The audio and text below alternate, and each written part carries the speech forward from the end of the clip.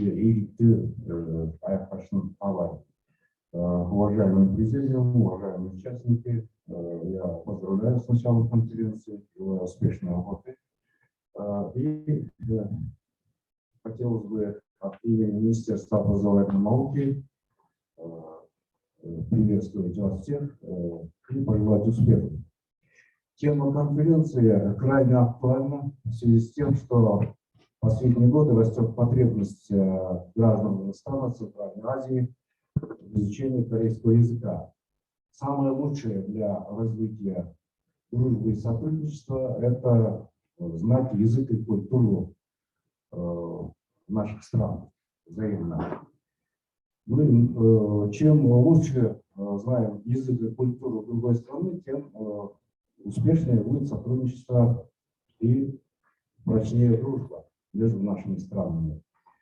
Очень многое в этом направлении в Казахстане и вообще в Центральной Азии делает Центральноазиатская ассоциация преподавателей корееведов и Корейский институт Центральной Азии, организаторы настоящей конференции.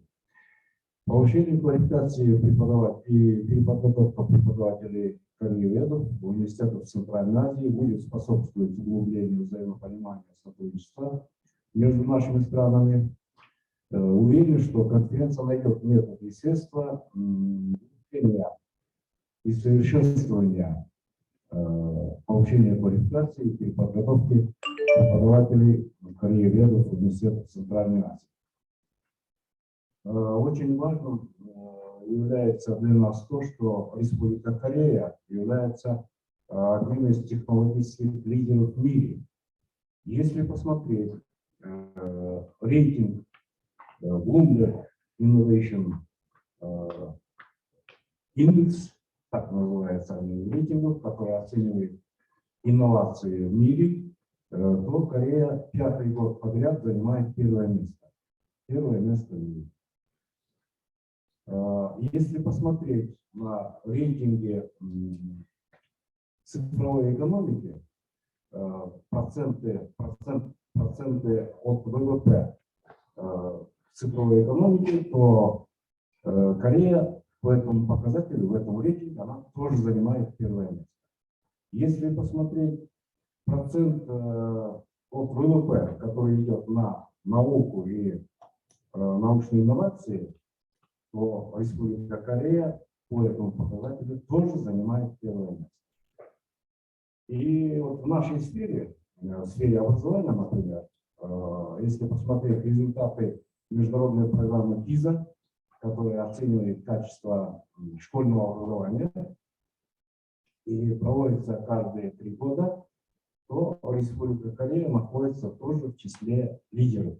Поэтому нам многому есть поучиться у Республики Корея, и важность сотрудничества с Республикой Корея возрастает от года.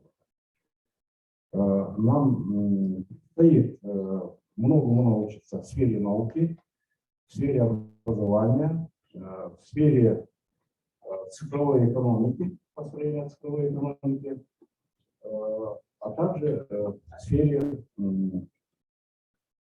аграрного сектора, потому что аграрный сектор в Корее тоже хорошо автоматизирован, и там наилучшим образом используются новые информационные технологии.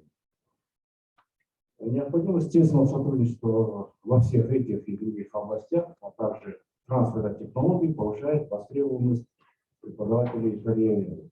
Ваше сообщество преподавателей корееведов – это мост между нашими народами, и от вас во многом зависит успех сотрудничества и дружбы между нашими народами. Уважаемые участники конференции, еще раз поздравляю вас с началом такого знаменательной конференции, очень важной для нашей страны, Центральной Азии, и желаю успешной работы. Будьте здоровы, берегите себя. Спасибо.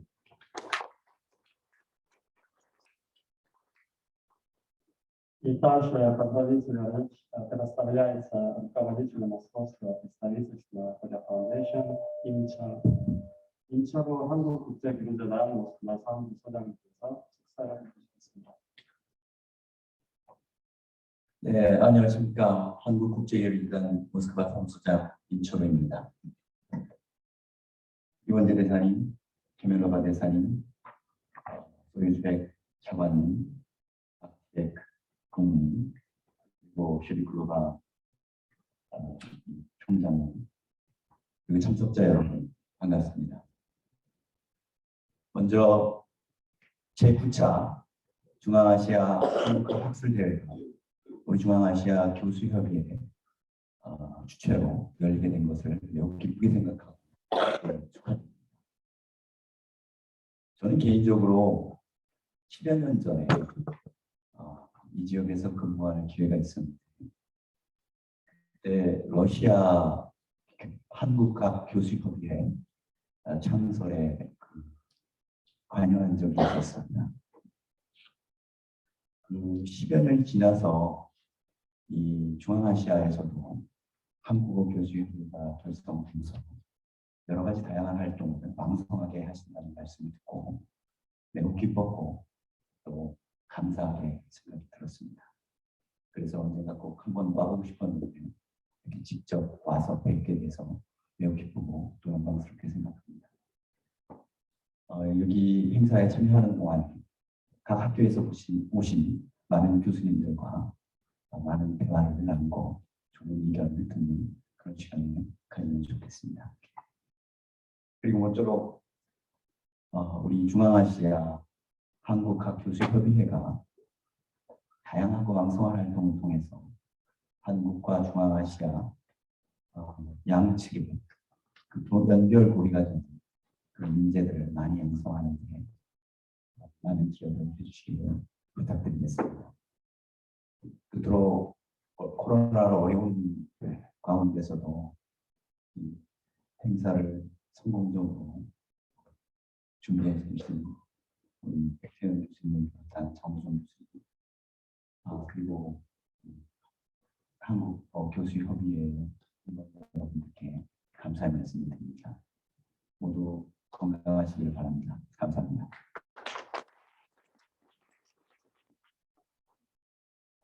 И в последнем поздравительная речь предоставляется ректору Корейского института в Центральной Азии Чирикуловой Минаре Анарбековой.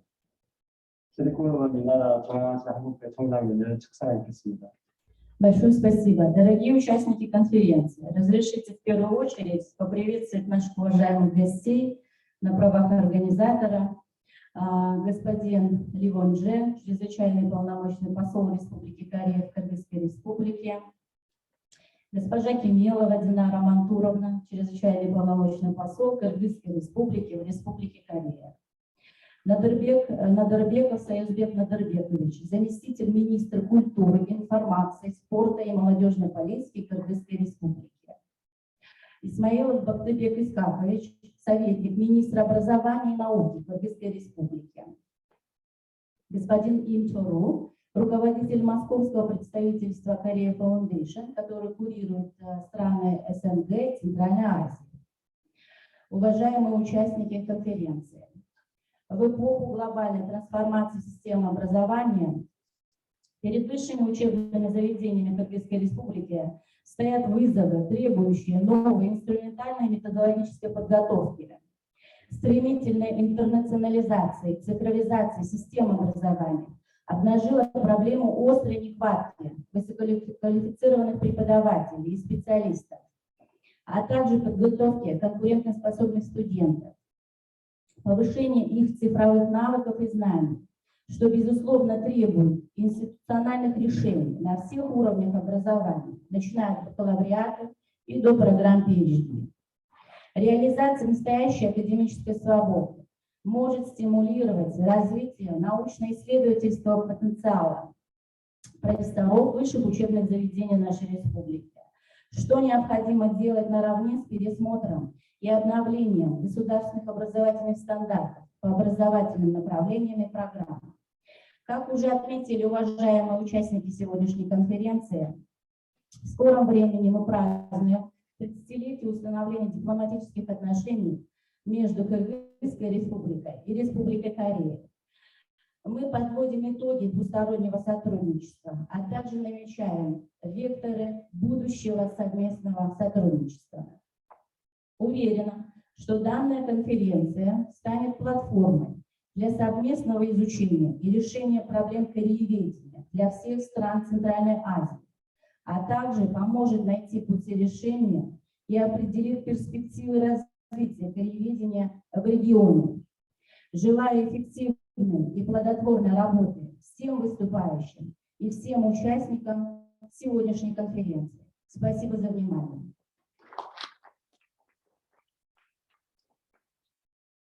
Благодарим всех выступивших с приветственным словом и поздравительными речами. Теперь у нас будет фотосъемка. Приглашаем всех участников присоединиться на фотосессию.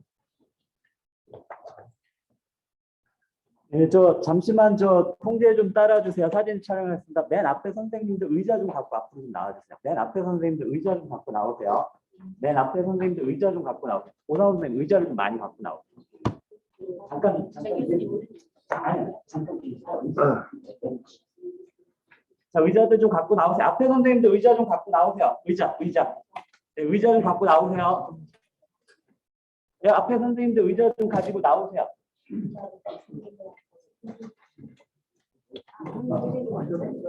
Стульчики возьмите, пожалуйста, стульчики.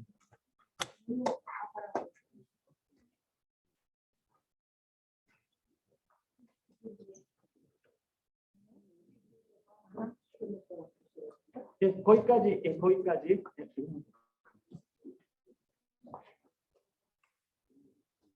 자, 선생님들 이쪽 뒤로 나오세요. 나와서 줄 서주세요. Я прошу вас выйти на сцену. 네, 뒤에 서주세요. 선생님들 뒤에 서주세요. 선생님들 뒤로 나와서 서주세요.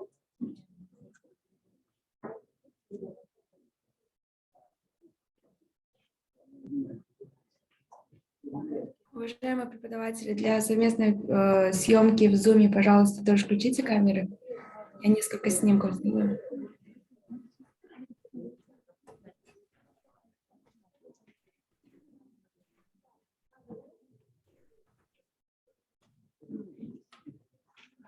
그분들 차 앞에 앉으셔도 돼요.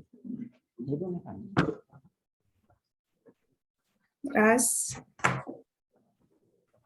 Раз, два, три. Еще раз. 앞에 Раз, 자리 좀 два, 앉혀주세요. три. 네. Спасибо.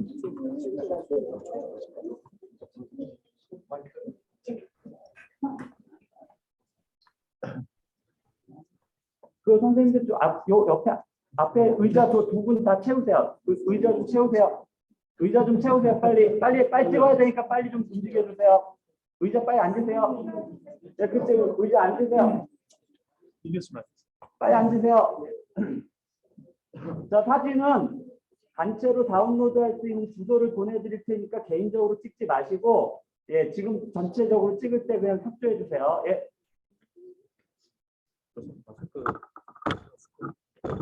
잠시만. 일단 마스크 쓰고 찍겠습니다. 마스크 쓰고 찍겠습니다. 예, 마스크 쓰고 찍겠습니다. 네, 지금 마스크 쓰고 찍겠습니다. 아, 그러면 마스크 가져올 동안 일단 벗고 먼저 찍겠습니다. 예, 마스크 벗어주세요. 자, 마스크 벗고 찍겠습니다. 자, 일단 마스크 다 벗어주세요.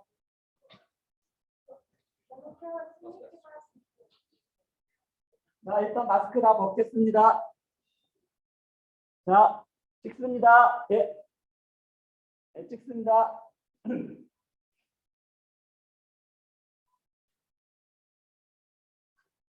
예, 계속 기다려주세요. 예.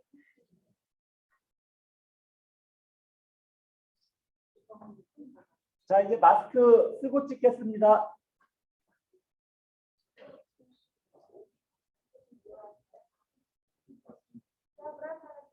자, 마스크 쓰고 찍겠습니다. 네, 마스크 쓰고 찍겠습니다. 네. 자, 사진 찍을게요. 예, 시작합니다. 예, 하나, 둘, 셋.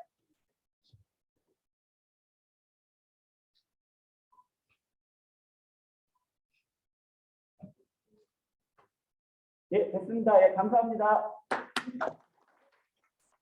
이 학생들 여기 서주세요. 예, 서주세요. 학생들 뒤에 서주세요. 네.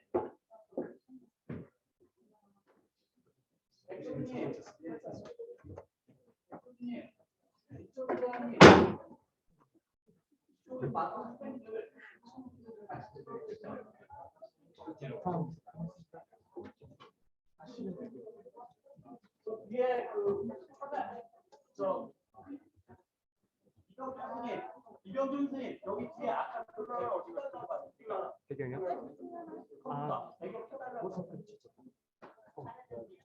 잠깐만요. 하고 있어요. 예. 예. 오케이.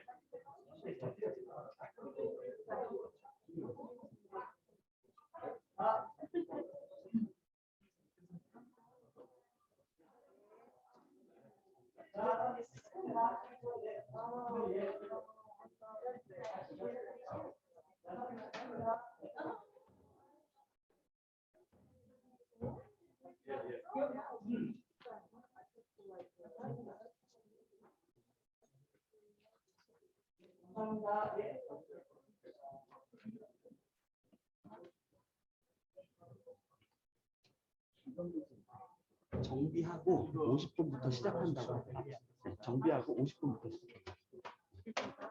아니요, 여기 정비를 해야 돼서 50분부터 시작.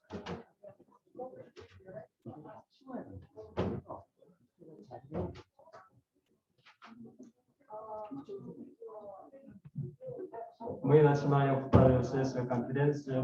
Без 10 11 часов ровно начинаем. Есть 50 минут мы начинаем.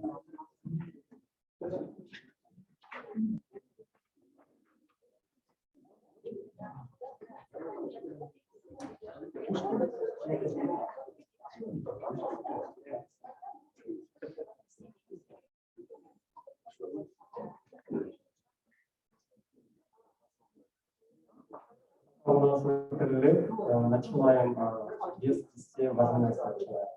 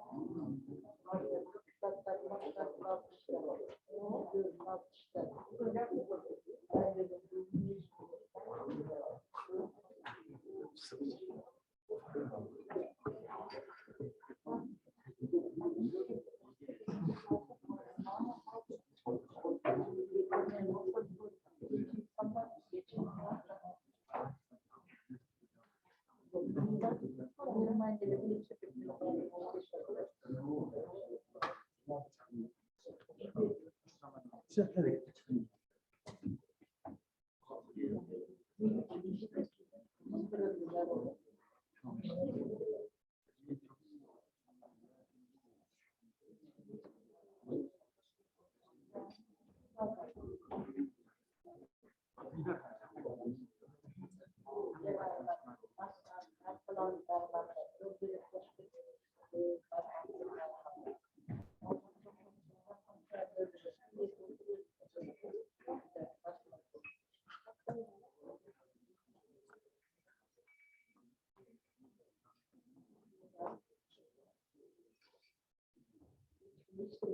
네, 이 교수님 시작하시죠.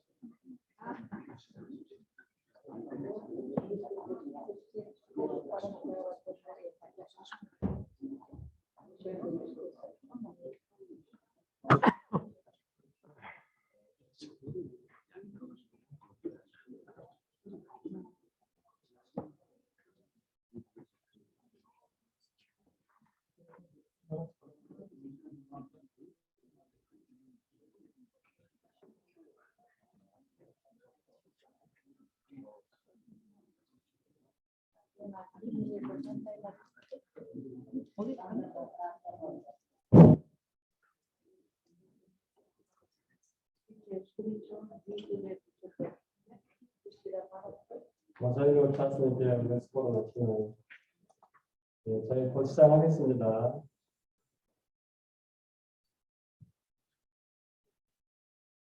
네, 안녕하세요. 안녕하십니까. 저 한국국제교류재단 임철우 사무소장인데요. 다시 올라왔습니다. 제가 오늘 주최 측에서 허락받은 시간이 20분 정도인 알고 있는데요. 저는 다른 것을 하려는 것이 아니고 아까부터 한국국제교류재단 코리아 파운데이션 얘기가 계속 나왔는데 도대체 이놈의 기관이 뭐 하는 기관인지 궁금하실 것 같아서 저희가 하는 사업을 좀 설명을 드리러 나왔습니다. 아시는 분도 있으실 것이고 또 처음 들어보시는 분도 있으실 것인데 코리아 파운데이션의 이제 주요 사업 미션 중에 하나가 한국학 한국어 지원과 관련된 것이기 때문에 대학에서 한국어를 가르치시는 교수님들께서는 저희 코리아 파운데이션의 지원 프로그램들을 좀 알아두시고 활용하시면 좋을 것 같아서 이렇게 설명을 드리러 나왔습니다. 죄송하게도 저의 러시아어 실력이나 또 키르기즈말 실력이 좋지 않아서 한국말로만 진행을 하겠습니다. 다 한국어 교수님들이시니까 다 잘 알아들으시겠지만 제가 조금 천천히 말씀하면서 진행하도록 하겠습니다. 코리아 파운데이션 한국국제교류재단의 러시아 CIS 지역 지원 프로그램입니다. 재단 소개 영상은 생략하도록 하고요. 한국 정부에서 지금 한국어 또는 한국학 기관 간의 업무 분담을 한 부분을 좀 설명을 드리겠습니다. 여러분 이제 한국 여러 기관들하고 대학에 한국어 관련해서 협의를 하시다 보면 아주 많은 기관들이 있을 겁니다. 근데 어떤 일들을 이렇게 나눠서 하는지 조금 헷갈리실 수 있을 것 같아서 한국어와 관련해서는 한국에서는 이제 교육부가 있고요. 그리고 문화체육관광부가 부처가 있고 그리고 코리아 파운데이션이 있습니다. 교육부 산하에는 한국학중앙연구원, 국립국어원 그런 것들이 있고 또 문화체육관광부 밑에는 여러분들 잘 아시는 한국문화원이나 세종학교 그런 것들이 있습니다. 그리고 코리아 파운데이션이 좀 별도로 되어 있는데 이제 여러 기관들을 상대하시다 보면 이게 무슨 차이가 있는지 궁금하실 겁니다. 교육부의 주요 한국과 관련된 그런 임무는 동포, 가레스키 디아스포라 동포 교육과 해외의 슈골라 중고등학교 한국어 교육 지원에 관한 것입니다. 그리고 문화체육관광부의 문화원과 세종학당에서 하는 것은 해외의 그 여러 분들이 한국어를 배우고 싶어 할 때 취미생활이든 아니면 직업적인 취업을 위해서든 그런 걸 배우고 싶어 할 때 일반인들을 대상으로 한국어 교육을 할 때 그걸 지원하는 것이 이제 주요 임무입니다. 그러면 코리아 파운데이션은 뭐냐? 여러분들하고 관련이 있습니다. 해외 대학의 정규 과정, 학점을 받고 전공으로서 학위를 받는 정규 과정에 대한 지원은 코리아 파운데이션이 하고 있습니다. 이렇게 임무별로 조금씩 그 목적하는 바가 다르다는 것을 아시고 한국 기관들과 협의를 하시면 좋을 것 같습니다. 그러면 그 대학을 지원하는 한국국제교육재단은 어떤 특징이 있느냐? 한국국제교육재단은 일종의 고객법이 있는데요. 대한민국과 외국간의 각종 교류 사업을 위해서 한국과 외국 간의 우호 친선을 증진하는 기관입니다. 그런데 그 여러 가지 사업을 하는데 그 중에서 이제 가장 중요한 사업 중에 하나가 한국어 또는 한국과 지원입니다. 교육부나 문화체육관광과는 다른 특징이 있는데요. 교육부나 문화체육관광은 정부기관이고요. 그래서 정부 예산입니다. 하지만 국제교육기금은 정부 예산이라고 할 수 없고요. 독립된 기금으로 사업을 합니다.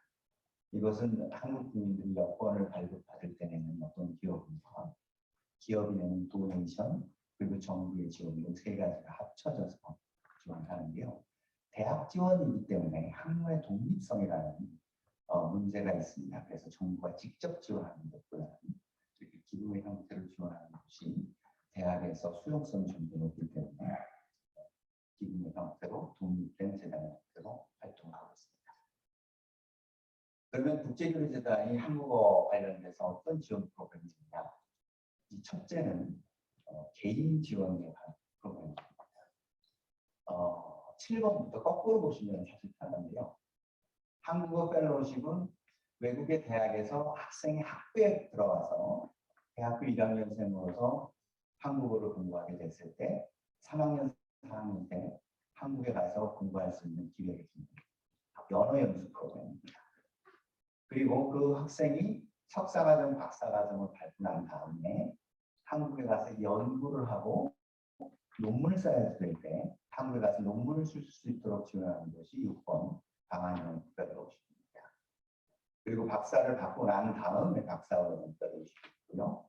그리고 네 번째 한국 전공 대학원생 장학 지원은 여러분들한테 가장 많이 연관이 있을 것인데 석사, 박사 과정 학생들 중에서 꼭 한국학을 하는 학생들이 아니더라도 정치학이나 경제학이나 사회학을 하는 학생들 중에서도 석박사 논문을 한국과 관련된 주제로 쓰게 되는 대상이 됩니다. 그러니까 여러분들 제작 위에 국제관계학부나 아니면 정치학부에서 한국과 관련된 논문을 쓰는 석박사 학생이 있으면 어플라이하면 받을 수가 있습니다. 그리고 대학원생 단계를 지나서 이제 선생님이 되고자 할 때는 그 학교에 현지 교원으로 채용이 될 수 있도록 지원하는 프로그램이 있고요. 그리고 두 번째는 이제 한국에서 직접 개원 교수님들이 오셔서 강의를 할 수 있도록 하는 프로그램이 있고, 그리고 맨 이 첫 번째는 석좌 교수직이라고 하죠. 기금 교수직이라고 해서 큰 대학에 현역 교수직 자리를 설치하는 프로그램입니다. 그래서 예를 들면 지금 하버드 대학이나 존스 홉킨스 대학에 KF 최영 석좌 교수가 설치되어 있습니다. 두 번째는 기관을 지원하는 프로그램입니다. 아까는 보시면 이제 학생이 학부생 됐을 때부터 대학원생, 교수님 될 때까지 쭉 지원 프로그램이고요.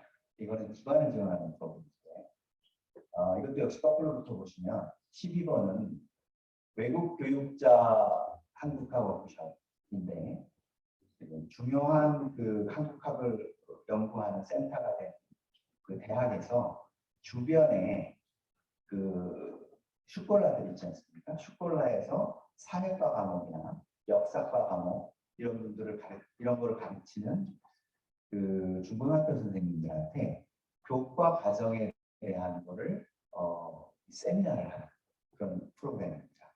그래서 예를 들어서 카잔 연방대, 러시아 같은 경우에 카잔 연방대에서 타타르스탄 교육부와 함께 그 타타르스탄 연방대의 그 교사분들을 모아서 한국에 대해서 어떻게 가르칠까에 대한 교수법을 지원하는 그런 프로그램입니다. 그리고 11번은 책 나오는 것을 지원하는 프로그램이고요. 10번은 한국 관련 도서관 지원이라고 해서 대학에 있는 도서관 있지 않습니까? 그 도서관에 어떤 코너를 빌려서 그 코너에다가 한국과 관련된 그 물건, 그 기념품, 또 책, 그리고 뭐 여러 가지 도서들 그런 것들을 이제 두고 그 한국학과 학생들이 모여서 세미나라든가 같이 개별적인 공부를 할 수 있는 그런 공간을 만들어주는 그런 프로그램입니다. 그리고 9번 한국 연구 전자자료지원과 자료지원은 논문을 쓰실 때 필요한 사회과학 DB를 이용하실 수 있도록 지원하는 프로그램이고요. 그리고 자료지원은 리스트가 있습니다. 그래서 최신 나온 한국 연구와 관련된 자료 도서의 리스트가 있는데 그 리스트를 보시고 신청을 하시면 매년 약 2,000불 또는 3,000불 정도의 도서를 갖다가 배달해드립니다. 원하시는 도서를 배달해 그런 프로그램입니다. 여기까지가 이제 개인 연구와 기반 연구에 대한 그 지원 프로그램인데 어떻게 신청을 하느냐? 저희 직접 신청을 받지는 않고 이 사이트에 들어가셔서 신청하셔야 됩니다.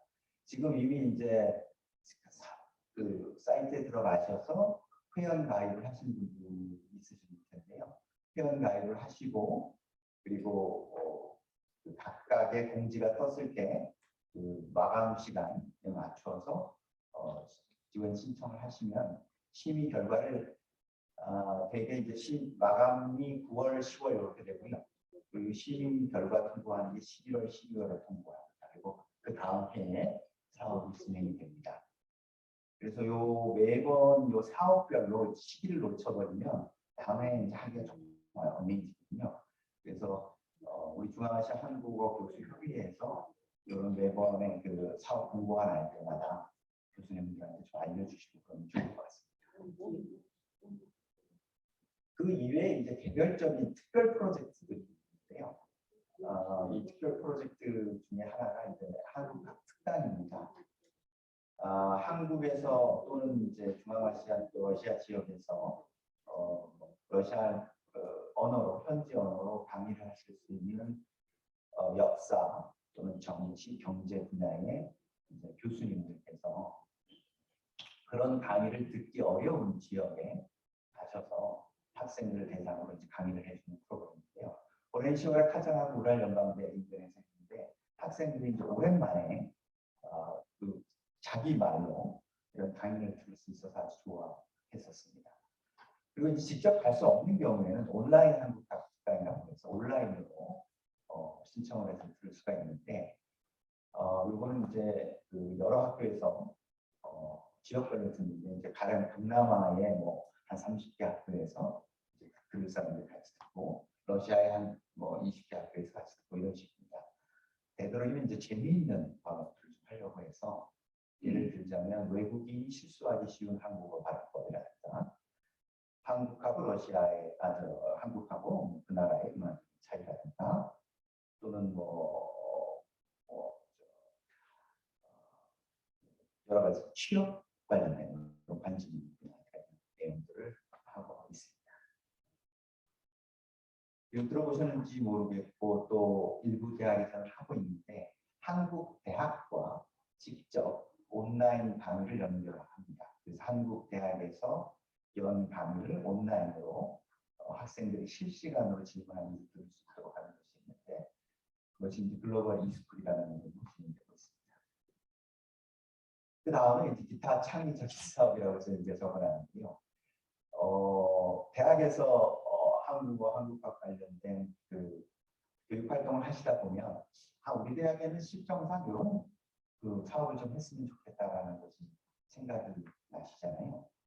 그런 그 창의적인 어떤 뭔가 좀 해봤으면 좋겠다라는 거 생각이 나실 때 이건 이제 저희 모스크바 사무소입니다. 저희 모스크바 사무소에 연락을 주시고 이런 사업은 우리 대학에 꼭 필요하다고 말씀을 주시면 저희가 같이 할 수가 있습니다. 지금 22년도에 우선순위는 좀 현대적인 서비스 하고 그리고 이제 인터넷 디지털과 관련된 그런 내용, 그리고 사회과학적인 내용들 그런 내용들이 조금 우선순위 대상입니다. 언제든지 그런 아이디어가 있으시면 저희한테 연락을 주시면 저희가 적극 같이 상의해서 할 수 있는 방안을 찾아보도록 하겠습니다. 네, 이 정도가 이제 제가 설명드릴 부분이고요.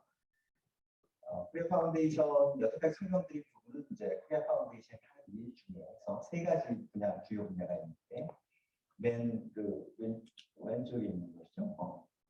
서포트 포 코리안 스타디스 어브로드에 관한 부분을 설명을 드린 겁니다. 이거 이외에 이제 뭐 국가 간 포럼이라든가 뭐 인사 초청이라든가 이런 걸 하는 글로벌 네트워킹 분야가 있고요.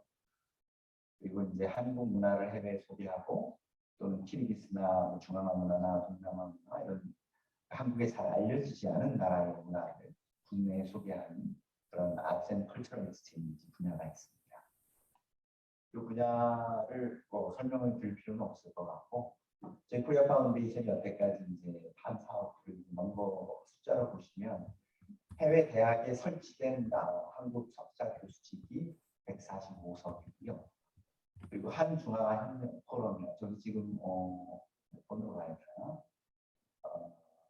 399라는 숫자는 한 중앙아 협력 포럼을 비롯해서 한독 포럼, 한일 포럼 또는 한 워싱턴 포럼 같은 또 포럼이 개최된 것의 숫자입니다. 그리고 28은 해외에 한국 국제교류재단 문화교류 사업이라는 해외에 그 박물관에 설치한 한국실 숫자입니다. 어디죠? 메트로폴리탄 박물관이나 루브르 박물관에 가시면 한국실이 있습니다. 한국실을 보시면 코리아 파운데이션 설치가 쓰여 있습니다. 28개 정도 됩니다. 네, 이렇게 그래서 세 가지 분야에서 여러 가지 활동을 하고 있습니다. 혹시 그 질문 있으시면 제가 질문 받겠습니다.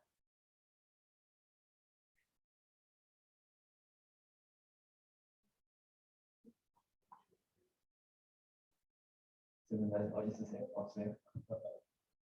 아니요, 그래서 네, 교수님. 2022년도 그 신사업은 언제까지 2022년도 신사업이요. 내년 사업 사실은 그 10월 말까지가 거의 신청 기간이라서 안타깝게 좀 지나긴 했습니다.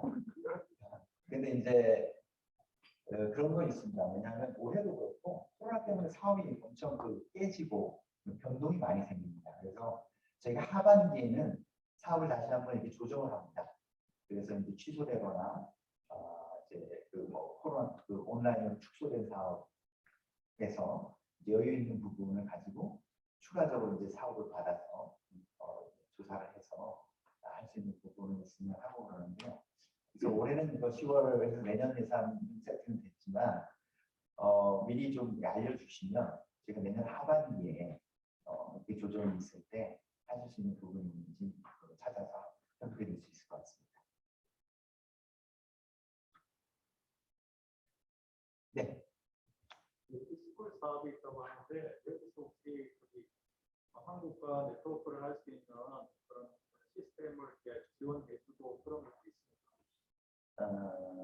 한국 네. 국기대학하고 이제 연계 이렇게 하지 않습니까? 네. 그렇게 하려고 하면 여기 있는 비용 자체가 좀 부족하고 시스템이라는 네트워크 시스템이 굉장히 이제 열악한데. 인터넷 시스템 말씀하시죠? 네, 그런 것에 대한 지원이라든지 이런 것도 포함되어 있습니까? 네, 맞습니다. 포함되어 있습니다. 그래서 아주 인터넷 접속 환경이 열악한 지역인 경우에는 사실 좀 어려움이 있고요. 기본적인 실시간 강의가 가능한 지역 같으면 이제 가능합니다. 그리고 이거는 이제 그 저희 PAF가 직접 하는 것이 아니고 공모 사업입니다. 그래서 한국에 있는 국내 대학들에다가 이제 공모를 해서 대학에서 신청을 합니다. 그래서 부산외대라든가 호남대라든가 이런 대학들이 그 자기 대학과 관계가 있는 외국의 어떤 대학이 있는데 그 대학과 가문 교육을 하고 싶다라고 해서 이제 기획서를 내면 이제 선정해서 그 대학에서 이제 외국의 대학과 강의를 선정하고 그다음에 이제 강의를 선정하는 하고 난 다음에 그 네트워크 있지 않습니까? 네트워크를 어떻게 가져갈 건지 여러 가지들이 있더라고요. 그 네트워크를 어떻게 연결할 건지 가져갈 건지 그것까지 정해서 합니다. 한국 대학 측에서 사실은 이제 그 네트워크까지 가능한 부분에서 찾아서 합니다. 예.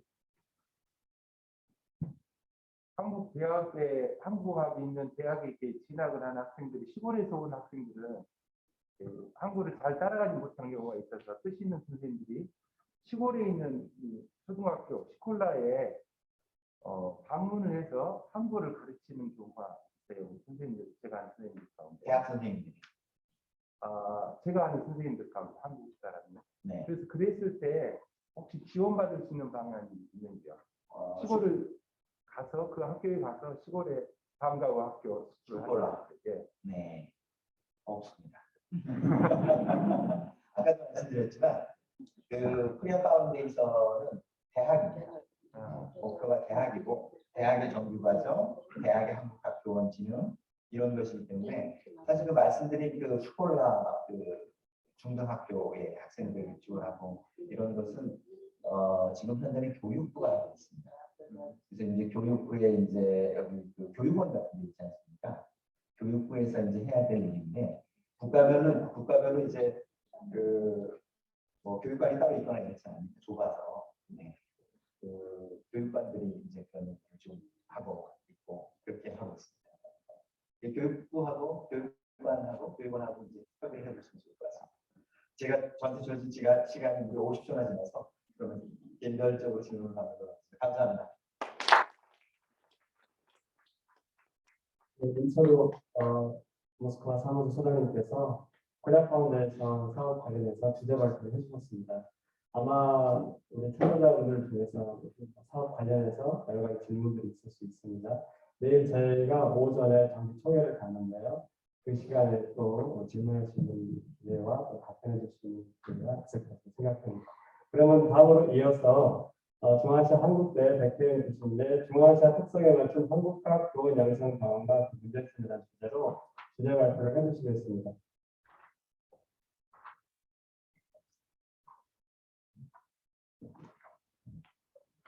네, 반갑습니다. 중앙아시아 한국대학교 태현입니다. 소장님의 명확한 설명, 답변 고맙습니다. 오늘 여러분들 이렇게 뵙게 되니까 굉장히 반갑고 그동안 고생 많이 하셨습니다. 2, 3일 동안만이라도 좀 편히 쉬시고 또 같이 얘기 나눌 수 있는 또 정보를 교환할 수 있는 그런 기회가 되었으면 좋겠습니다. 제 발표를 통해서 말씀드리고자 하는 것들은 우리 각자 이제 현장에서 한국어를 또는 한국학을 가르치고 또 학생들을 지도하고 있는데 과연 가르칠 때 우리가 가장 초점을 두고 가르쳐야 할 부분이 무엇인지, 즉 중앙아시아 한국학의 정체성을 세우는 또 새롭게 한번 이 문제를 다시 한번 고민해보는 그런 시간을 가지고자 합니다. 제가 말씀드릴 가장 중요한 핵심 키워드는 한국 문화 그리고 문화입니다.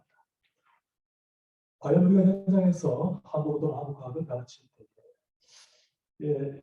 흔히 얘기해왔던 한국 문화 또는 문화라는 것이 어떤 의미가 있을 것인지, 왜 우리가 이런 테마에 대해서 이런 단어에 대해서 관심을 가지고 현장에서 가르치고 가르치는 선생님뿐만 아니라 학생들까지도 여기에 대한 이해가 필요한지, 즉 우리가 미래에 이제 한국어를 또 한국학을 공부하는 어떤 목표를 온전히 좀 세우자라는 이런 의미가 굉장히 큽니다. 그래서 이제 짧은 시간이라서 얼마나 전달이 될지 모르겠습니다만 말씀을 진행하겠습니다.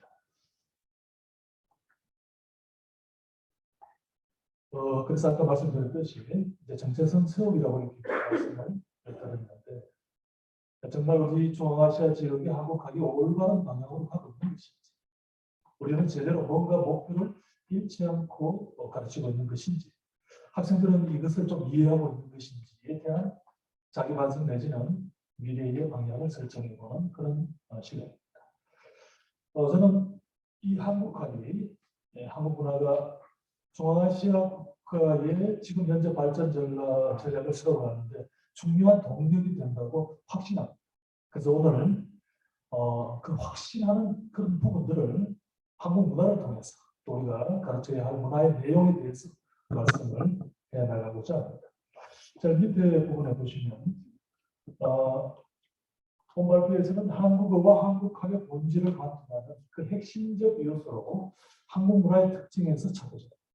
그래서 우리가 한국 수업 시간에 마주치게 되는 단어 하나하나 한 문장 속에 어떤 목적 지향적인 한국의 문화의 특징적 요소가 살아있습니다. 죽어 있는 것이 아닙니다. 살아있는 이런 한국 문화의 특징을 한국어를 통해서 한국학을 통해서 가르치고자 하는 것이 저의 의도이기도 합니다.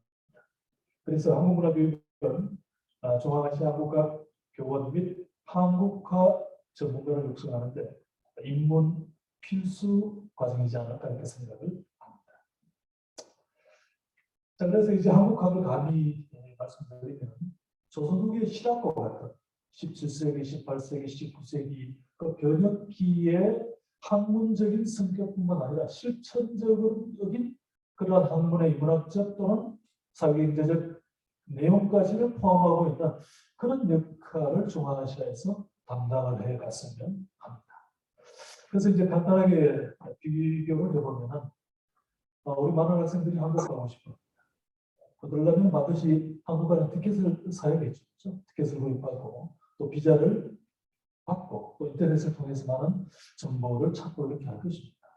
그렇게 해서 이제 한국을 가서 공부를 하거나 또는 여타 많은 일들을 하게 될 텐데 저는 그렇게 비유를 해보고 싶습니다. 한국 즉 비행기 티켓이 한국어예요.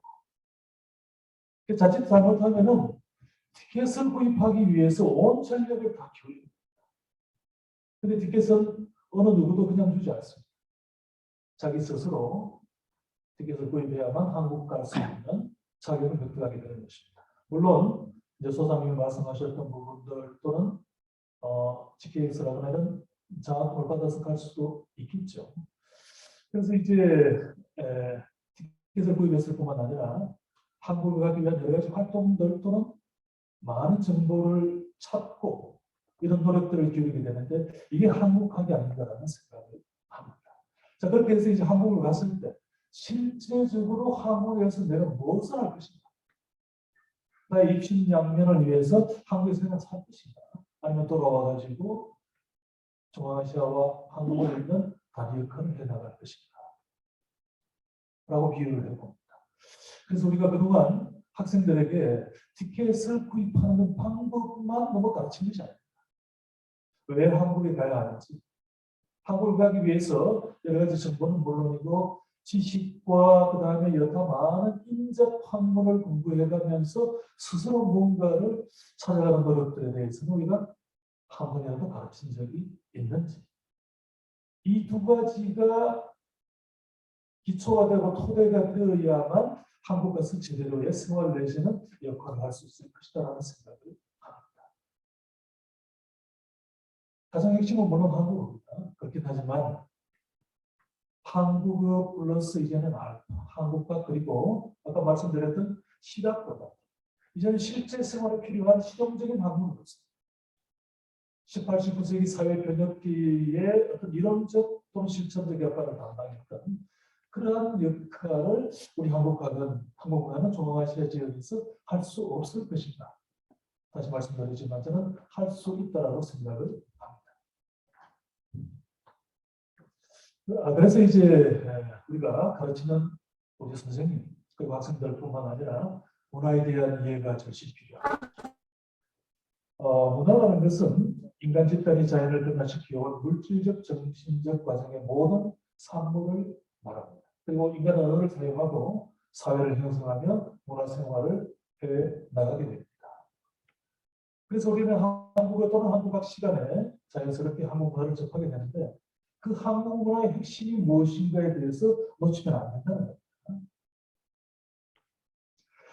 그래서 올바른 교육이 되었을 때 가르치는 교수, 선생님뿐만 아니라 학생들이 올바른 인식과 목표를 가졌을 때 정말 중앙아시아에서 요구하는 바람직한 인간상으로서, 시민상으로서의 리더로서의 역할을 이끌어갈 수 있는 우리 학생들을 지도해 갈 수 있지 않겠나라는 생각을 합니다.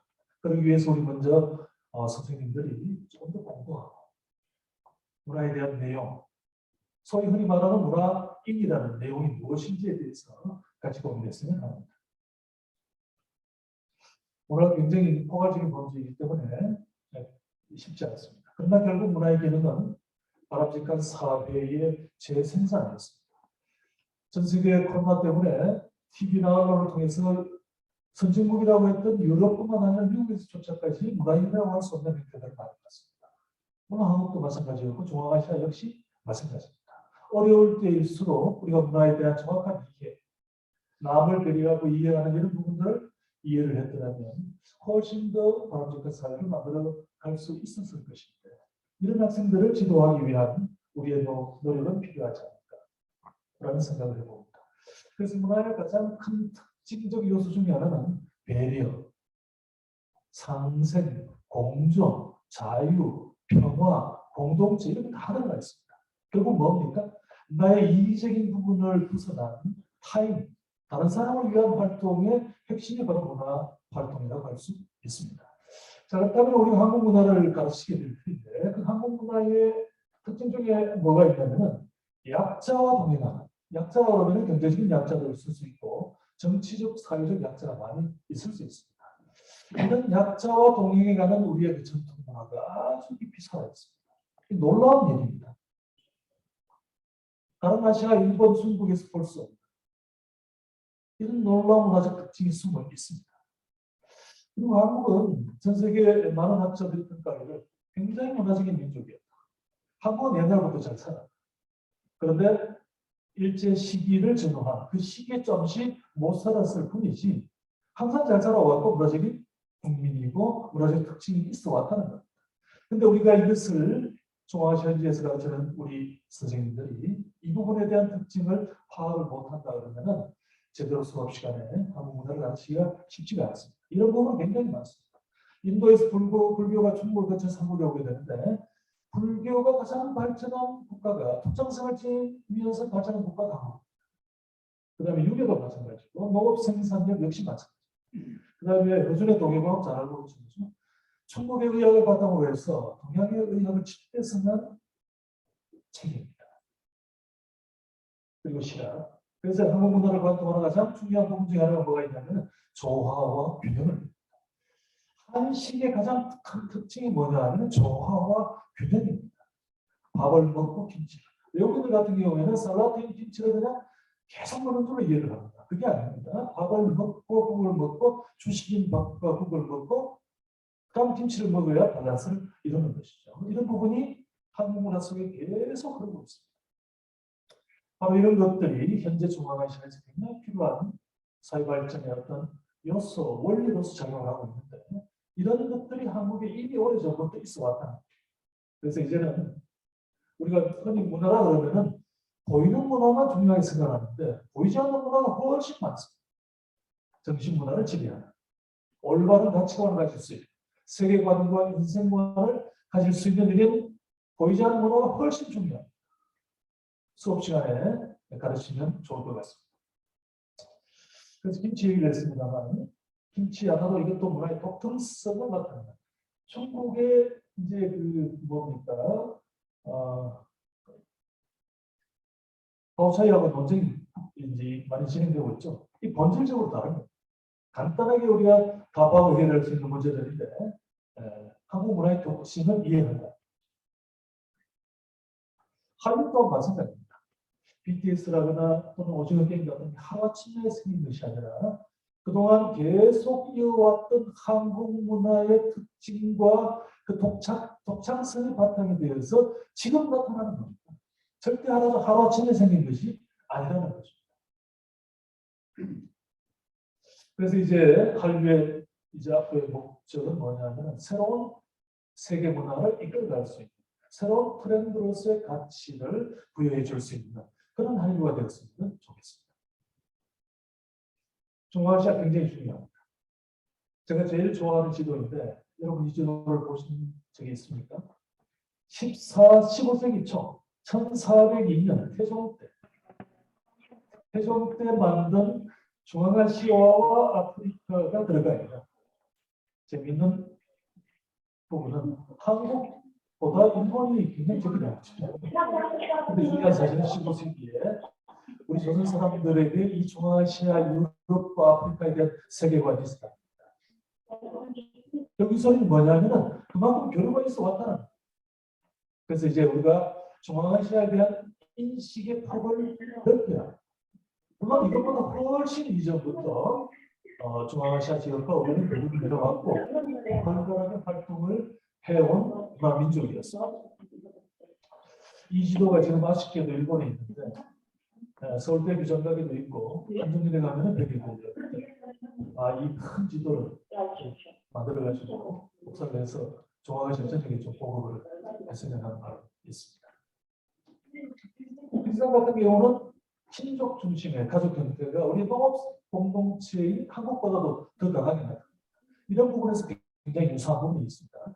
그래서 그렇게 한 예를 들었는데 여러분이 각자 활동하고 계시는 요즘에 가장 정상할 것 없이 그 나라 문화에 대해서 정통해야 열심히 공부해야 그 문화를 열심히 공부할 뿐만 아니라 한국 문화에 대한 특징적인 요소들도 같이 공부를 했을 때 우리가 교육 현장에서 무엇을 가르쳐야 할지 그 다음과 방법이 나오게 되었습니다.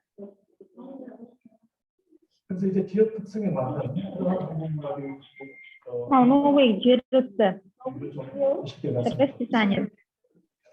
지금 현재 중앙아시아 지역에서 교육이 되고 있는 한국 문화 교육, 한국어 교육 크게 세 가지입니다.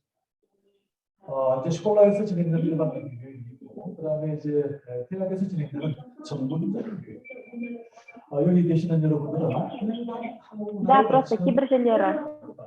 Апалары типіне накладка түскен ғой солар может сіздерге қатысты бастары қарап жүріңіздер қайтадан.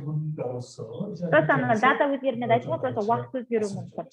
가르치는 문화는 중앙아시아를 살리고 한국을 살리고 특히 중앙아시아의 학생들을 학성시켜서 그 나라의 리더로 이끌어갈 수 있는 상생과 공존을 알아갈 수 있는 그런 젊은이로서 우리가 가르치는 게 목적입니다. 그래서 이것을 감당해 갈 수 있는 중앙아시아 맞춤형 한국어 교육이 절실히 필요한데 굉장히 많이 부족합니다. 이게 우리의 과제입니다. 그래서 이제 한 가지 예를 보면은 파키스탄의 그 이문사회계통 교과서를 보면 한국학이나 한국에 대해서 굉장히 소란합니다. 이것은 물론 구소련의 한국을 대하는 방식과도 차이가 납니다. 이것을 잘못 이해를 하게 되면 한국과 여기를 평면 비교를 했을 때 굉장한 오해가 생깁니다.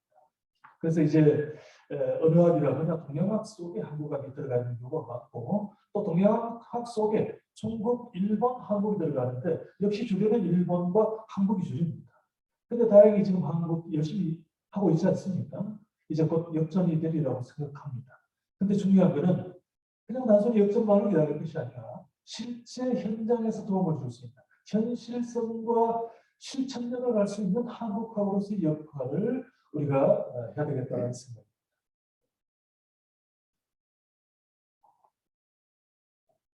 그래서 이제 계속 말씀드립니다만 우리도 문화인이 되어야 하겠습니다만 우리가 가르치는 대상인 학습자 모두에게 한국을 배우고 나서 얼마나 고맙고 감사합니다. 그래서 이들에게 정말 문화인으로서 성장해 갈 수 있는 그런 내용을 가지고 한 단어, 한 문장 속에 다 포함되어 있는 이런 내용들을 교과 과목과 연결시켜서 갔으면 좋겠습니다. 그래서 앞으로는 이제 한국어 플러스 알파인데 많은 것을 가르칠 수 있을 것 같습니다. 그래서 이제 한국화를 기반으로 해서 토대로 해서 우리가 교육 현장에서 실천해 갔으면 좋겠습니다. 경제 잘 모릅니다, 학생들. 시장도 잘 모릅니다. 시장이 뭐냐고 제가 수업 시간에 계속 물어보는 거예요. 경제를 모르고 정치를 모르면 한국학을 할 수가 없게 되어 있습니다. 굉장히 부족한데 같이 노력을 했습니다. 그래서 이제 우리 폴바우데이션 그다음에 한국학종연구원에서 대학 한국 교육 발전, 지적인 발전을 위해서 많은 노력을 하고 있습니다. 이제 말씀을 맺겠습니다. 여러분은 중요한 일을 하고 계십니다. 먼저 한국학, 한국어를 가르치는 선생님, 교수님으로서 스스로의 자존감을 세워. 지금의 형편이 어떠하든 여러분은 굉장히 중요한 일을 하고 있고 앞으로 미래의 중앙아시아에 정말 필요한 젊은이들을 가르치고 있는 여러분들이기 때문에 먼저 자존심, 자존감을 회복하시고 교육 현장에서 이것을 그렇게 했을 때 가르치는 방법들은 개개인의 우리 교수 스스로가 아마 이끌어 나갈 수 있을 것이라고 생각합니다. 교원 확보하기 위해서 가장 중요한 부분이 재정입니다. 쉽게 말하면 돈이 확보되지 않으면 이건 불가능합니다. 그래서 우리가 머리를 맞대서 총회는 물론이고 계속 노력을 했으면 좋겠습니다. 자, 아무튼 여러분들 정말 자랑스럽고 또 앞으로 활동이 기대됩니다. 남은 시간도 좋은 시간 되길 바라고 총회는 물론이고 식사하면서 또 대화하면서 서로에게 유익이 되는 격려하는 일은 좋은 시간이 되길 바랍니다. 예, 감사합니다.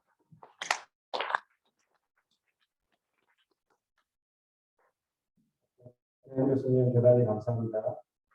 발표를 통해서 해주시고 싶은 전달하고 싶은 내용은 많지만 시간적 제약 때문에 충분한 시간을 주지 못한 점 대단히 죄송스럽게 생각합니다. 그 다음 온라인 발표인데요. 고려대학교 박영주 교수님께서 중앙아시아 지역의 현지 한국어 교원 양성이라는 주제로 주제 발표를 해주시겠습니다. 박영주 교수님 준비되셨으면 발표를 시작해 주시면 감사하겠습니다. 주어진 시간은 20분인데요. 조금 더 빨리 마칠 수 있으면 더 좋고요. 그렇지 않으면 20분 내에는 또 마칠 것을 부탁드립니다. 네, 안녕하십니까. 네, 저는 고려대학교 박영지입니다. 그 중앙아시아 한국학 학술대회에서 이렇게 발표를 할 수 있게 자료를 마련해 주셔서 정말 감사합니다. 이번 학술대회는 온라인 강의 시대의 중앙아시아 한국학 교원 양성 및 재교육이라는 주제로 함께하고 있는데요. 저는 현재 세종학당재단에서 진행하고 있는 현지 한국어 교원 양성 과정에서 키르기스스탄하고 우즈베키스탄 지역의 교육 과정 운영을 담당을 하고 있습니다. 오늘 발표는 지금 담당하고 있는 현지 한국어 교원 양성 과정을 소개해 드리는 것으로 이제 진행을 하겠습니다. 특히 현지 한국어 교원 과정이 국내 대학 교육기관과 온택트 방식으로 어떻게 연계돼서 지금 진행이 되었는지를 중점적으로 좀 말씀을 드리겠습니다.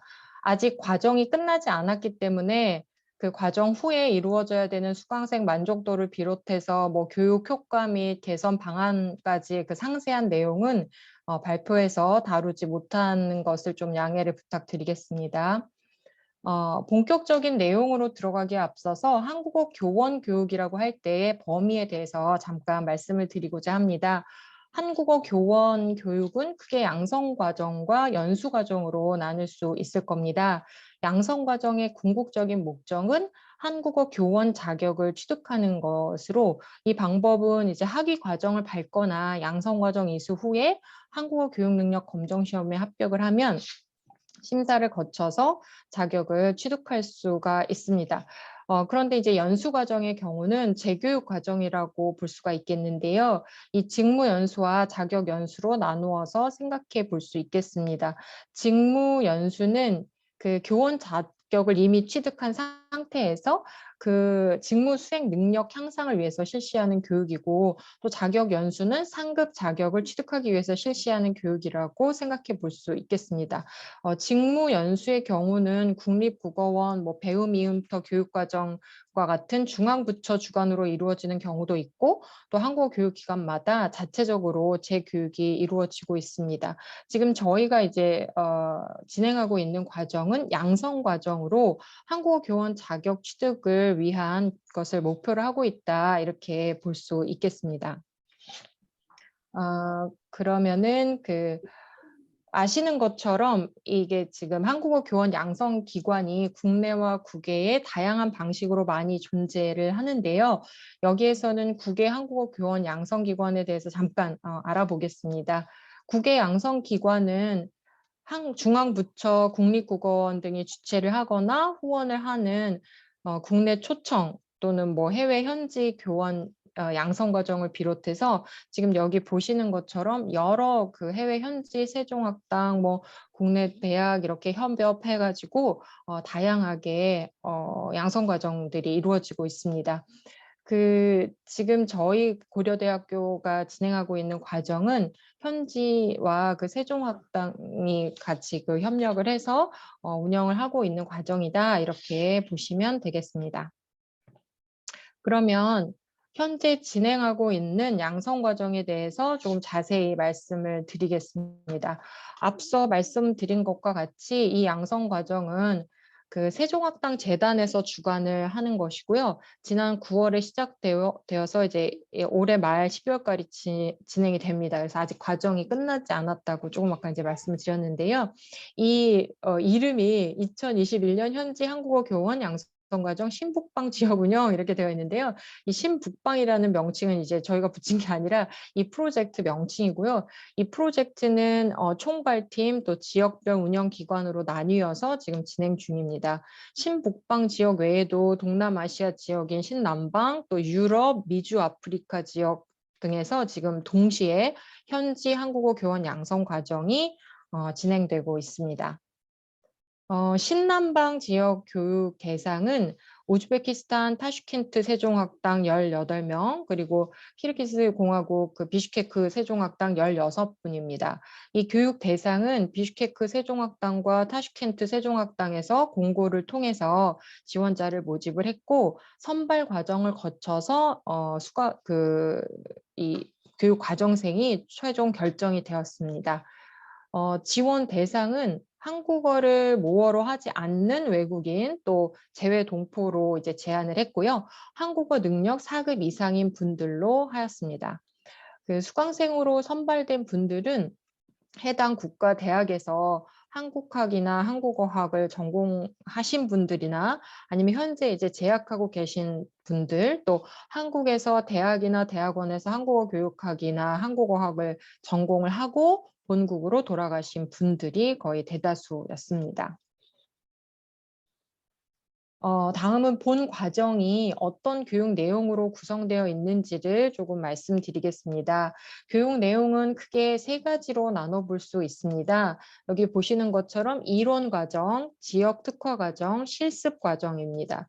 맨 처음에 말씀드린 것처럼 이 과정은 국외 양성 과정으로 한국어 교원 자격 취득이 가능하도록 이게 설계되어 있습니다. 물론 3급 교원 자격을 취득하기 위해서는 이 과정을 이수한 후에 한국어 교원 능력 자격 시험에 합격을 해야 되지만 이 양성 과정을 수료하면 그 시험을 볼 수 있는 필수 조건을 갖출 수 있게 됩니다. 따라서 국립국어원의 양성 과정 자격 부여 조건인 교과목과 교육 시간을 반영한 교육 과정에 따라서 이 교육이 진행이 되고 있습니다. 120시간만 이수를 하면 한국어 교원 능력 자격 시험에 응시할 수 있는 필수 조건이 갖춰지지만 본 과정의 특징적인 점은 두 번째 항목을 보시면 지역 특화 과정인데요. 이 지역 특화 과정의 목적은 세종학당의 현지 교원은 KFL 환경에서 단일한 모국어를 사용하는 학습자를 대상으로 한국어 교육을 시행하게 되기 때문에 학습자와 동일한 언어와 문화를 가진 그런 교원으로서의 특성을 최대한 활용할 수 있도록 지역 특화 과정을 이 양성 과정의 세부 과정 중에 하나로 설정을 했습니다. 그리고 이제 실습 과정 20시간 이렇게 진행이 되겠습니다. 이 과정을 이수한 후에 우수 과정생은 현지 세종학당의 교원으로 채용될 수가 있습니다. 이 과정을 시작하면서 이제 사전 요구 조사로 비슈케크 세종학당하고 타슈켄트 세종학당 책임자 분과 인터뷰도 하고 서면 조사도 하면서 얘기를 나눴는데요. 그때 현지 그 책임자분께서 말씀하시기로 또 아까 교수님도 말씀하셨지만 지금 한국어와 한국 문화에 관심 있는 사람들이 너무 많아져서 한국어를 배우고 싶어하는 사람들도 이제 폭발적으로 증가를 했는데 또 지금 또 한쪽으로 보면 키르기스스탄 대학에 또 한국어 학과가 많이 있어서 매년 많은 수의 학생들도 졸업을 하고 있다. 근데 현지에는 그 전문적인 교원 교육을 할 수 있는 기관이 부족하고 그 한국어를 전문성 있게 가르칠 수 있는 교원에 대한 수요는 많기 때문에 이런 프로그램이 정말 필요하다. 이렇게 양쪽 그 세종학당 책임자분들께서 말씀을 해주셨습니다. 그래서 이제 향후에 세종학당을 비롯해서 현지의 많은 그 뭐 한국교육원이라든지 또 아카데미라든지 여러 그 한국어 교육 기관에서 전문 강사로서 활동할 수 있도록 이런 역량을 기를 수 있도록 도와줄 수 있는 이런 프로그램이 정말 절실히 필요하다 이렇게 많이 말씀을 해주셨습니다. 그래서 이 과정을 통해서 예비 교원들이 실제 수업 능력을 갖추고 향후 학당이나 또 다른 곳에서 교원으로 활약할 수 있기를 기대한다 이렇게 말씀을 해주셨습니다. 그래서 그런 내용들을 가지고 이제 저희가 운영을 하고 있습니다. 여기 이제 잠깐 이걸 보시기 전에 저희가 이제 지금까지 간단하게 현지 한국어 교원 양성 과정의 내용에 대해서 말씀을 드렸는데요. 그러면 지금부터는 이 내용이 어떤 방식으로 좀 진행됐는지 말씀을 드리겠습니다. 여기 보시는 것처럼 이론 과정은 온라인 원격 강의로 이제 이루어졌고요. 그다음에 다른 것들 또 지역 특화 과정은 현지 대면 수업 및 실시간 원격 수업 그리고 실습 과정은 실시간 원격 수업의 형태로 진행이 되었습니다. 그 이론 과정은 세종학당 재단에서 한국어를 모어로 하지 않는 예비 한국어 교원이 한국어학과 한국어 교육학 같은 그 이론적인 내용을 좀 더 쉽게 이해할 수 있도록 개발해서 영상으로 제작을 했고요. 이게 항상 그 현지 한국어 교원 교육에서 항상 어려웠다고 이제 많이 호소를 하신 부분이었는데요. 그 한국어를 모어로 하지 않는 분들이기 때문에 이 내용을 이해하는 게 어렵다. 그래서 이제 그 모어로 하지 않는 분들이 더 쉽게 이해할 수 있도록 이제 이번에 다시 개발이 된 그 교육 내용이고 이것을 학습자 개별적으로 세종학당의 LMS를 통해서 개별 학습이 가능하고 진도가 체크되고 또 학습을 했는지 확인을 할 수 있는 그런 방식으로 진행이 됐습니다. 그리고 그뿐만 아니라 이제 그 영상에 대한 요약 자료를 키르기스어, 우즈베거, 러시아어 해당 수강생에게 맞게 번역해서 함께 제공을 해서 그 내용을 좀 더 쉽게 이해할 수 있도록 했습니다. 그다음에 지역 특화 과정은 여기 보시는 것처럼 현지 대면 수업과 실시간 원격 수업 이렇게 되어 있는데요. 이게 이제 지역 특화 과정은 한국어와 현지어에 능통하시고 또 양 언어를 대조 분석해서 강의를 할 수 있는 분이 계신 경우에는 이제 현지에서 대면 수업을 진행할 수 있는데 그래서 비슈케크의 경우에는 이 분야의 전문가분이 계셔서 현지 대면 수업으로 이제 진행을 했습니다.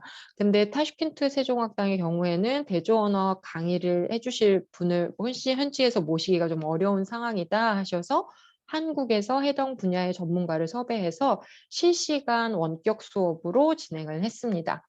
또 마지막으로 그 실습 과정은 실시간 원격 수업으로 진행이 되었는데요. 이게 이제 그 사진을 보면서 좀 말씀을 드리겠습니다. 지금 보시는 것처럼 실습 과정이 실시간으로 진행되는 요게 사진인데요. 그 실습 과정은 강의 참관, 모의 수업 강의안 작성, 모의 수업 시연 이렇게 3단계로 진행이 되는데요.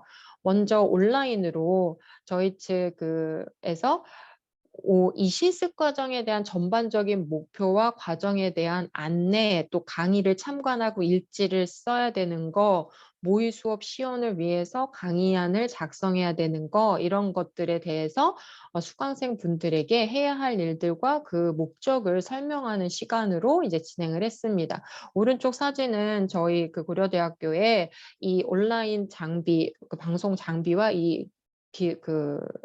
방이라고 할까요? 이 방이 갖춰져 있어서 이제 여기에서 진행이 됐습니다.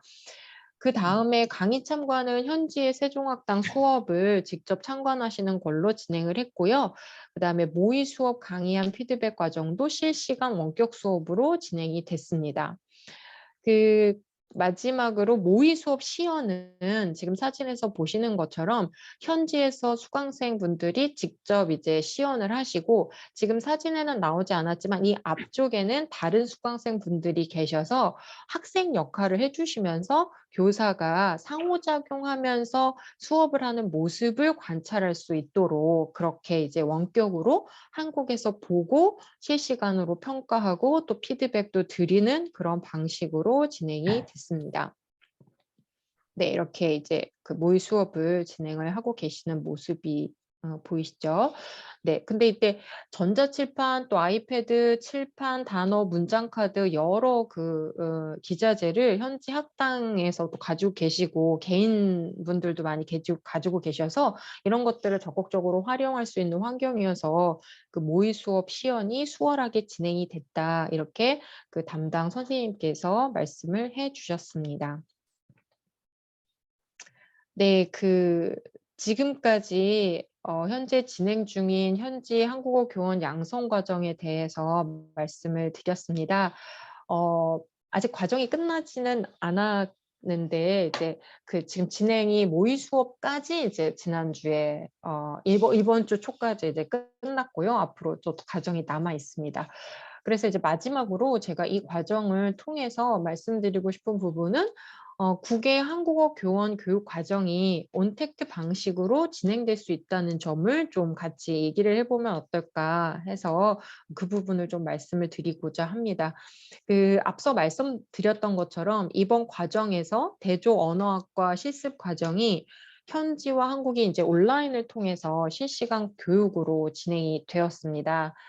이 과정을 운영하면서 온라인을 통해서 많은 것이 가능하다. 저희가 지금 학회도 지금 온라인으로 이렇게 진행을 하고 있는 것처럼 한국어 교원 교육도 온라인을 통해서 충분히 가능하다라는 것을 이제 직접 느낄 수가 있었습니다.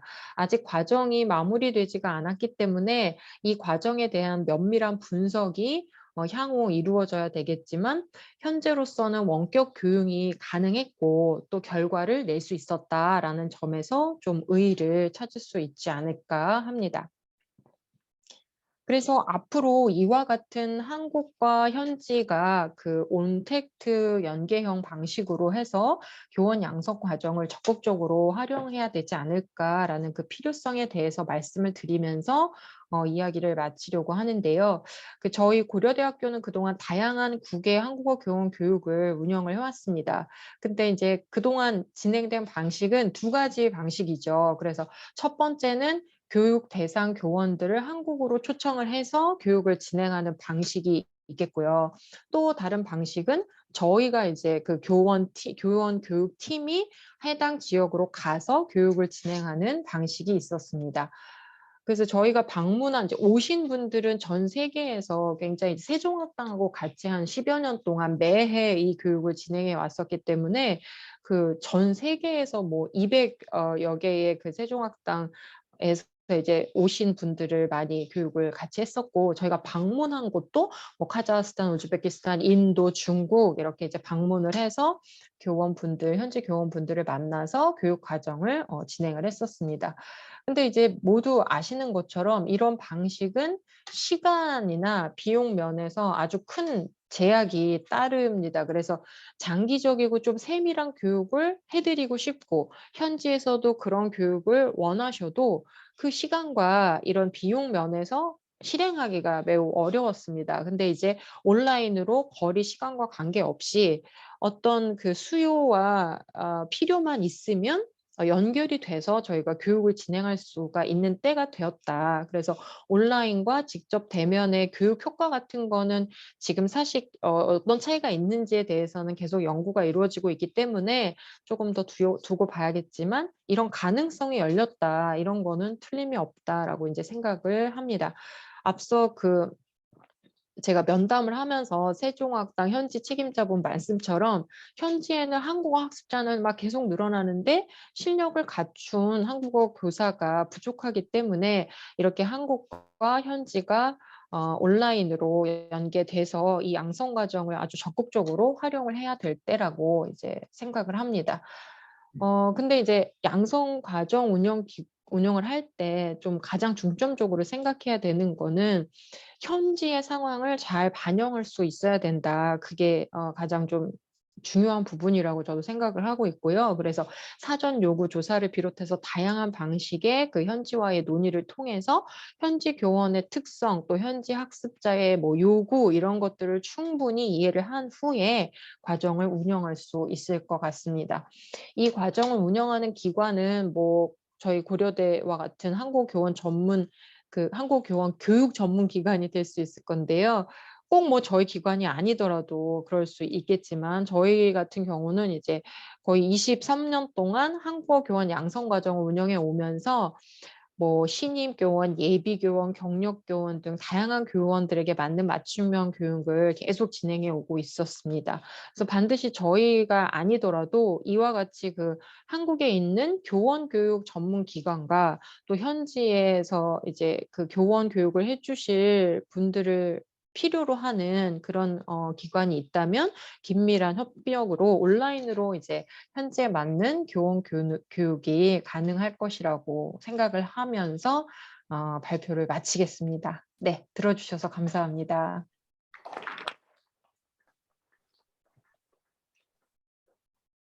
네, 원래 한국에서 아주 열정적으로 오늘 주제 발표를 해주신 박영재 고려대 교수님께 다시 한번 감사의 말씀 드리고 싶습니다. 항상 건강하시기 바랍니다. 그럼 마지막 주제 발표자 가자국대학교 및 서희대학원대 장호준 교수님의 마지막 주제 발표를 듣도록 하겠습니다.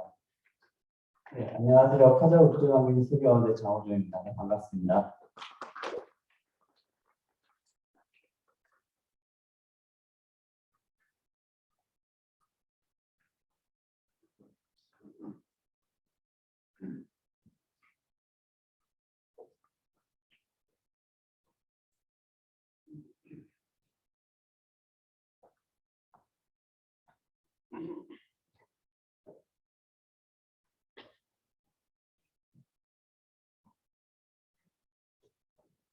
네, 작년부터 그 코로나19 때문에 이제 대학 교육이 비정상적으로 운행이 되면서 그렇지만 이제 그 새로운 교육 방식의 도입 등 우리의 새로운 시대를 대비하는 다양한 방법들이 논의되고 있었습니다.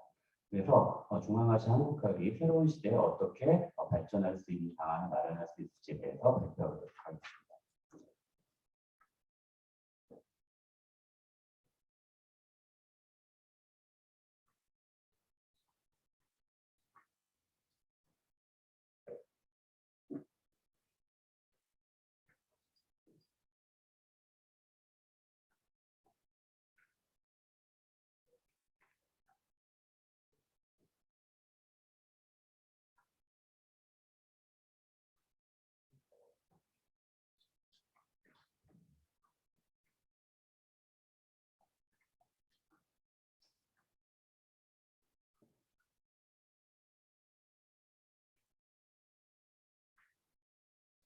죄송합니다. 기계를 잘 다룰 줄 몰라서 페이지가 자꾸 넘어가는데 우선 중앙아시아의 지역적 특성에 대해서 먼저 이야기해 보도록 하겠습니다.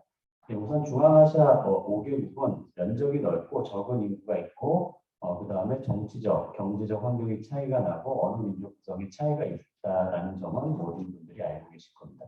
그런데 이 5개 국가가 서로 흩어져 있을 때 한국 쪽에서 지원을 한다든지 그 내부적으로도 어떤 문제를 대처하는 데 있어서 한계가 있기 때문에 이 5개 국가가 사회적 단일체로 한국에서 인식하고 있기도 하고 내부적으로 서로 결속력을 가질 때 한국학의 발전을 도모하기가 좀 더 유리하다는 점을 참석하신 모든 분들이 같이 공감해 주셨으면 합니다. 예, 그럼 중앙아시아 한국학 특성은 어떤가? 자세하게 다 읽어보기 전에 이 특성, 중앙아시아 지역의 한국학 특성은 1991년에도 똑같았습니다. 2001년에도 똑같은 내용이었습니다. 2011년에도 그리고 2021년에도 30년이 지나도 똑같은 내용입니다. 한국과 기반은 부족하다. 한국어 배우려는 학생은 많다. 그렇지만 교육 환경이 열악해서 교재도 없다. 교과과정, 커리큘럼도 없다. 선생님도 부족하다. 전문적인 교원 양성할 수 없다. 급여는 낮고 업무는 많아서 선생님 하려는 사람이 없다. 그리고 대학들 간에 거리가 멀고 재정적으로 열악해서 서로 교류하지 못하고 있다. 협력하지 못하고 있다. 이 똑같은 얘기를 30년째 똑같이 하고 있는데 학술대회 때마다 똑같이 하고 있고 개별적으로 만나서 똑같이 이야기하고 있는데 왜 30년 동안 우리가 해결하지 못하고 있는지, 그럼 어떻게 대처했는지, 어떻게 해결 방안을 찾았는지 하는 것들에 대해서 고민을 하기 위해서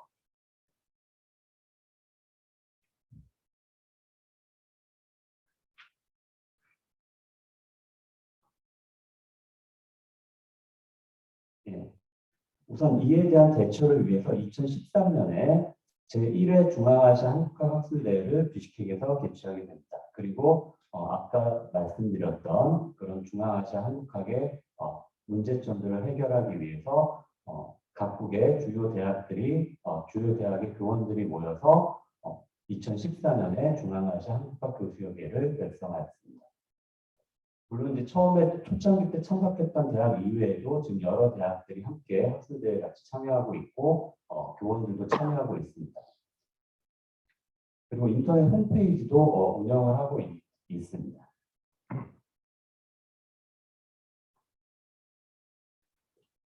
네, 그래서 나름대로 중앙아시아 한국학 교수협의회가 2013년 1회 학술대회를 개최하였고 그 다음에 뉴스레터, 오늘 나눠드린 그 뉴스레터를 1년에 두 차례 이상 정기 발행하고 있고요.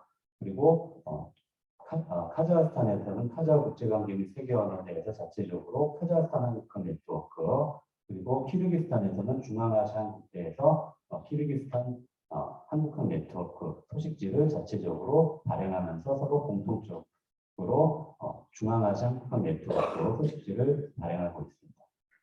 다음 2014년에 제2회 학술대회를 개최하면서 학술지도 2015년부터 만들기 시작했습니다.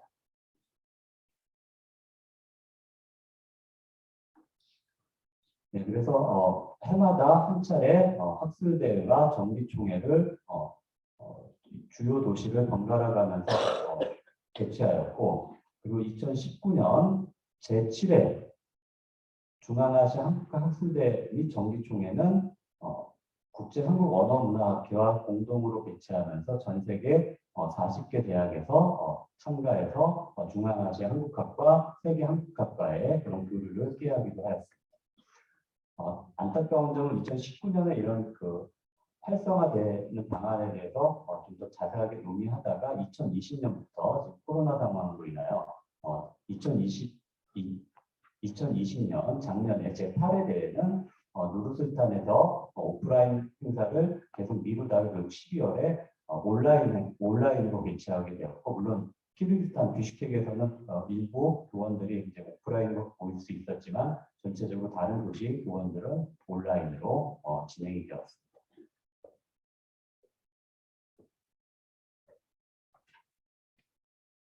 네, 그래서 작년 학술대회에서 논의되었던 것은 우선 실시간 온라인 강의, 지금 코로나19로 인해서 온라인 강의가 이루어지고 있지만 우선 실시간 온라인 강의는 효과가 부족하다. 그다음 대학별로 다양한 학습 콘텐츠를 준비하기가 어렵다. 그리고 또 자체적으로 학습 콘텐츠를 제작할 여력도 부족하다. 뭐 이런 논의가 진행이 되었습니다.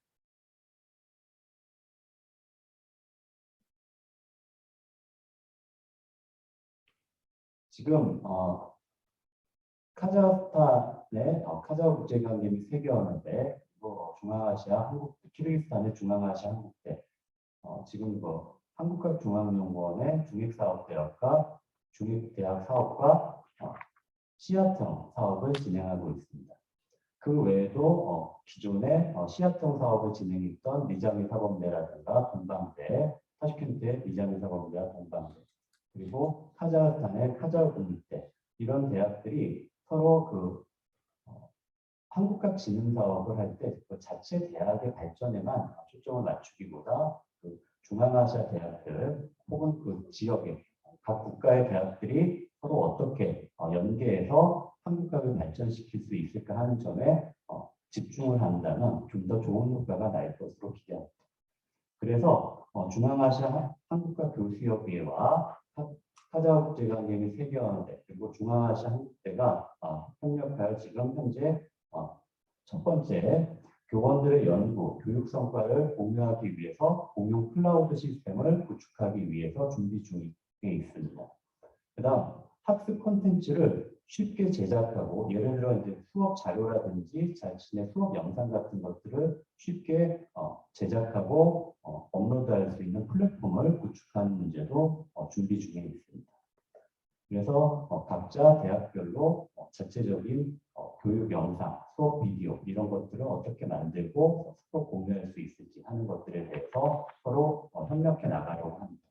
그래서 이런 자세한 내용은 좀 더 논의가 필요하기 때문에 내일 정기총회 때 좀 더 자세하게 설명을 드리고 같이 논의하도록 하겠습니다.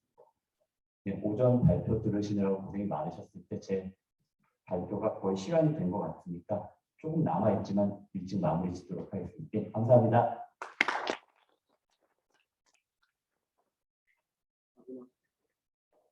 마지막 주제 발표를 해주신 장호정 교수님 다시 한번 감사드립니다.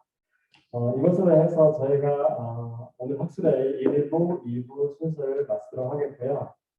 지금부터 점심시간이 시작됩니다. 1시 반부터 다시 우리 학술의 3부가 시작될 것입니다.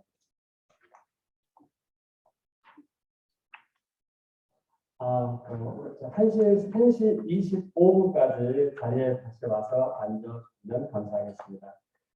좋은 점심시간 보내시기 바랍니다.